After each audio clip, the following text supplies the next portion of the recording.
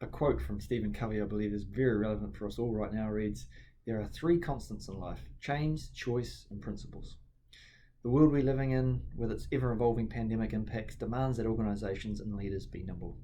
Many organisations need to transform if they're to survive and prosper, and the leaders need to make choices around challenging their existing thinking, whether it's culture, leadership, structure, processes, systems, metrics, or people capability.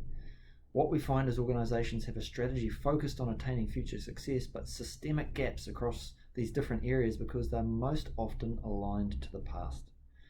With the acute pressure COVID-19 has created, business leaders are now being required to engage in more rapid yet robust diagnosis of their markets and organisations so to solve problems, remove roadblocks, and drive change.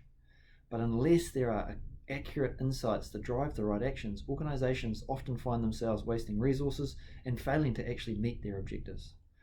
While it's important to access data, it's the ability to challenge assumptions, gain insights from those questions, and then test hypotheses that will truly enable your organisation to understand what it needs to evolve or change.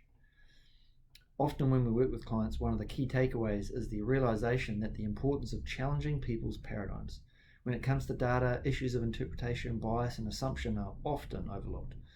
As such, any project provides a valuable opportunity for us to raise people's awareness and help them identify and understand their own bias. But how do people across organisations better develop and utilise effective diagnosis? There are four key areas to consider. Number one is principles and framework for the diagnosis. Like everything, providing some structure to your diagnosis means there is a common, appropriate language and capability being built, which means that over time, the ability to employ successful diagnosis becomes even more enhanced. Number two, flexibility. Gone are the days where you had months to ruminate. As with everything, taking more continuous improvement or agile mindset to situations will allow you to understand, iterate, and move at pace. Within any transformation journey, there will be obvious points where it will make sense to take a snapshot of how things are progressing to then move forward. In an agile world, they call it inspect and adjust, and the principles apply here also. Number three, skills to uncover the information, root causes, and assumptions.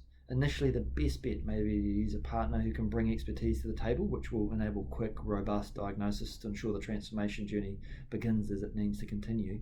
However, they should also be able to help you build capability within your internal teams, and certainly for us, this is always a key focus within any project. And then lastly, number four, moving from diagnosis to intervention. Understanding where the opportunities or problems lie is only the first step.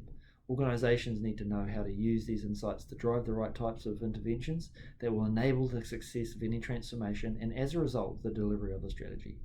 By being clear on the ongoing diagnosis that will be employed, organisations can also hold people to account to drive what is required or iterate and pivot within the afforded timeframes. Organisations need to know if the indicators of success are prevalent, and this will come through timely, regular diagnosis. Everyone is needing to transform right now. The ability to diagnose, propose organisational interventions, monitor and adjust to advance your business is absolutely critical. The right diagnosis leads to the right result. So good luck. I hope those four kind of areas to focus on helps.